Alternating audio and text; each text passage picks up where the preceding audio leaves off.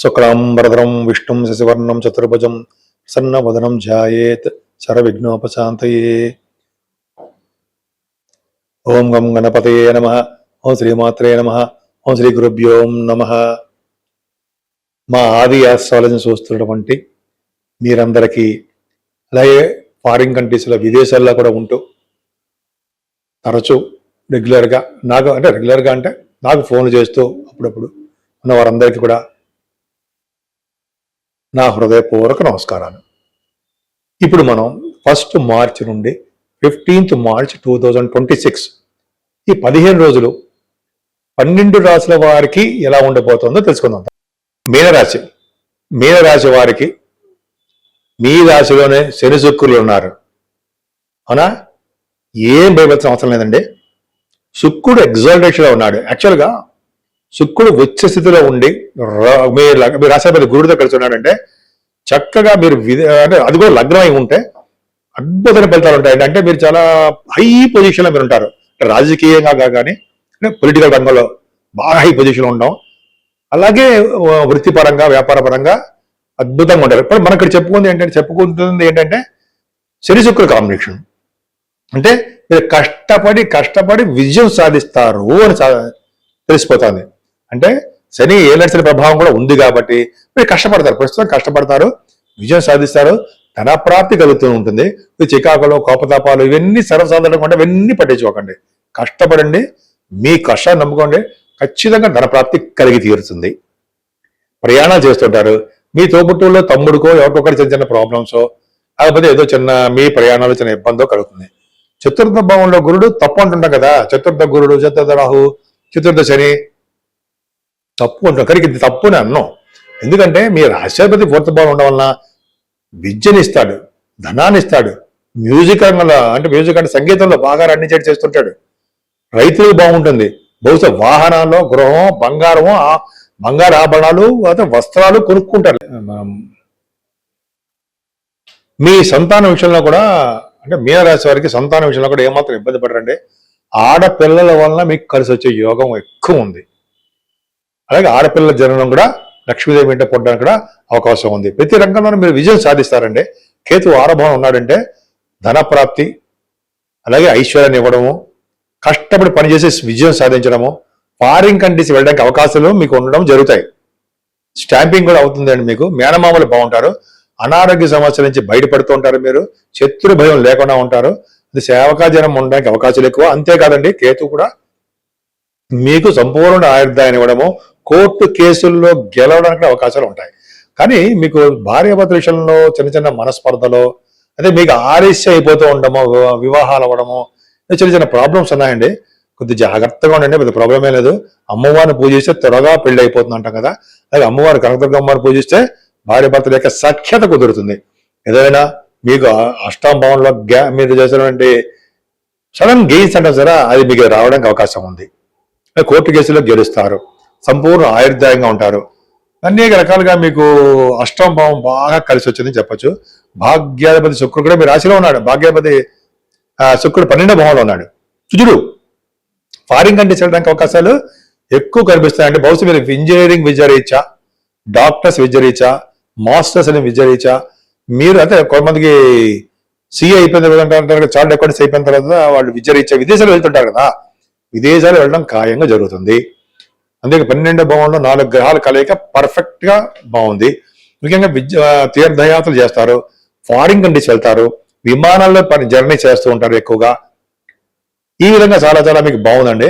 అంటే 10th house కూడా మేము గురుడు చూడడం వల్ల మీ చేస్తున్నటువంటి ఉద్యోగాల్లో కూడా బాగా డెవలప్మెంట్స్ ఉండడము, ప్రమోషన్స్ రావడము, లేకపోతే కొంతమంది శని కూడా చూస్తున్నారు కాబట్టి సాఫ్ట్వేర్ ఉద్యోగస్తులకి కొంతమంది వాళ్ళ జాతకాల రీత్యా ప్రాబ్లమ్స్ ఉండడానికి అవకాశం ఉంది. ఏదేమైనా బ్యాంకింగ్ రంగంలో ఉన్న వారికి, విద్యా సంస్థలో ఉన్న వారికి, గవర్నమెంట్ సంబంధించిన ఉద్యోగస్తులకి మంచి కాలం అని చెప్పచ్చు.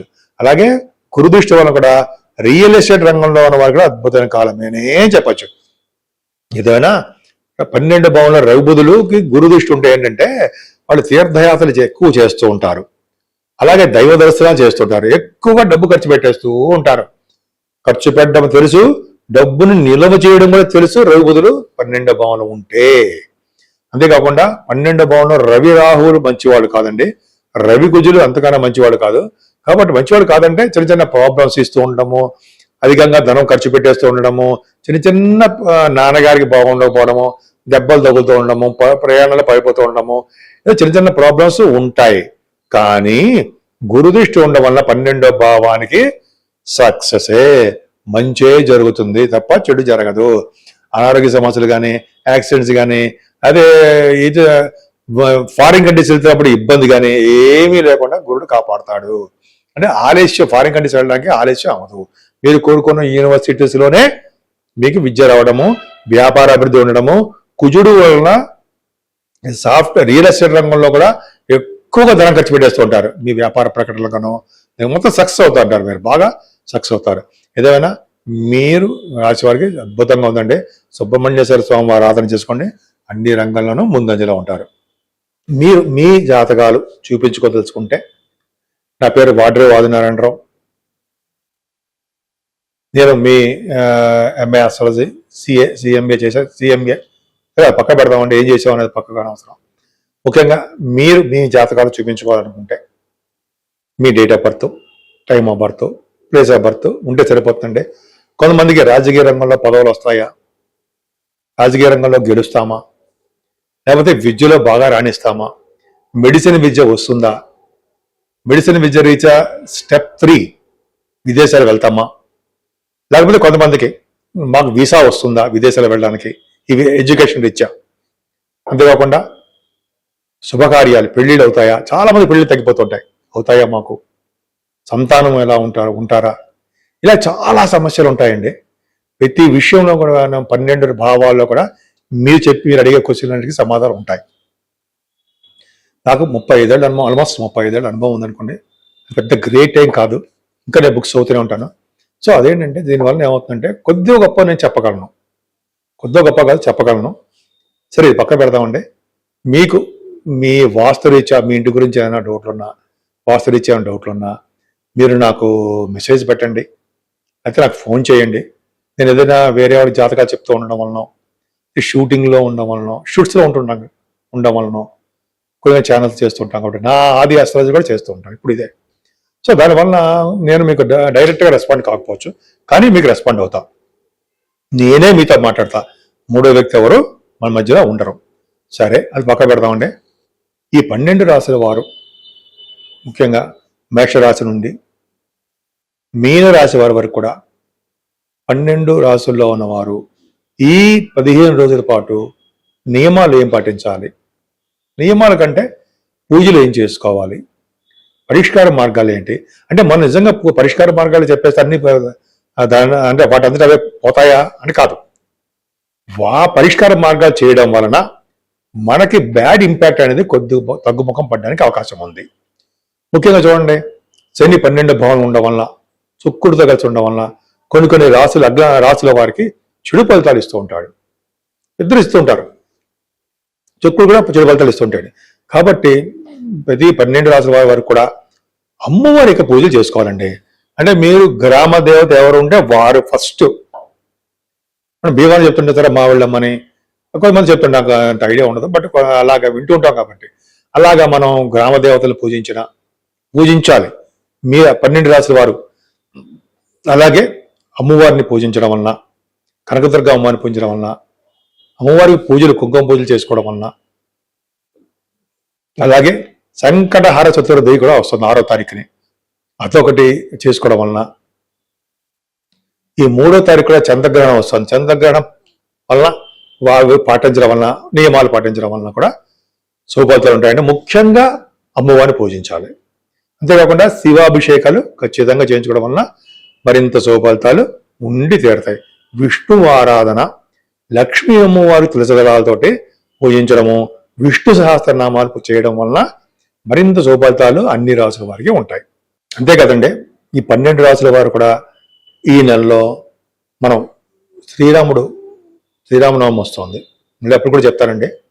శ్రీరామనవమి రోజు శ్రీరామచంద్రుడి కళ్యాణం చేయించుకోవడము, అయితే కనులారా మనం స్వామివారి కళ్యాణం వీక్షించడం వలన, చూడడం వలన, అంతేకాకుండా సీతారామచంద్రులకి పానకం వడపప్పు నైవేద్యం పెట్టడం వలన మనం చేసిన ఇంట్లో చేసుకున్న ఆ రోజు చేసుకునే వంటలు మనం నైవేద్యం చేయడం వలన చక్కటి శుభ ఫలితాలు వస్తాయి. ముఖ్యంగా పానకం వడపప్పు నైవేద్యం పెట్టడం వలన వివాహ శుభకార్యాలు జరగడము,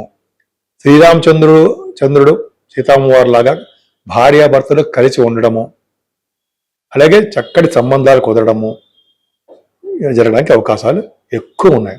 సో శ్రీరామచంద్రుడిని దర్శనం కంటే శ్రీరామ నేమ్ అంటే ఆయన పేరు ఉచ్చరించడం మరింత శుభాలు వస్తాయి. రామ రామ రామ అంటే చక్కటి పవర్ చూరా వస్తుంది. అంటారు సరా, రాముడు గొప్పవాడా, రామ నామం గొప్పదా అని మనం చాలాసార్లు విన్నాం కదండి. మనం రాముడు గొప్పవాడే, రామనామం కూడా గొప్పదే నా దృష్టిలో. సోమవారిని చూద్దాము, రామనామం పలుకుదాము, డెఫినెట్ గా సక్సెస్ అయి తీరుతాం. అన్ని రాశుల శుభాలితాలు ఉంటాయి. ఏ రాశిలో ఏ గ్రహం అనుకూలించకపోయినా రాముడు ఒక్కడు మన పక్కనుండే చాలండి, విజయం సాధించి తీరుతాం. సో 12 రాశుల వారికి ఈ 15 రోజులు కూడా శుభఫలితాలు కలగాలని, సంపూర్ణ ఆరోగ్యవంతులుగా ఉండాలని, మీరు కోరుకున్న పనులన్నీ నెరవేరుతాయని, కోర్టు కేసుల్లో కానీ, ఉద్యోగంలో కానీ, లేకపోతే మీరు వివాహాలు కానీ ఇవన్నీ కూడా సమస్యలు ఉంటాయి. వాటన్నింటి నుంచి బయటపడిపోయి అన్ని శుభాలకి జరగాలని, జరుగుతాయని కూడా మనం నమ్ముకున్న ఈశ్వరుడు వలన, విష్ణువుని వలన మనకి అన్ని శుభాలు జరగాలని, మీ అందరూ కూడా ఆయుర ఆరోగ్యాలతో సుఖ సంతోషాలతో ఉండాలని నేను మనస్ఫూర్తిగా కోరుకుంటున్నాను.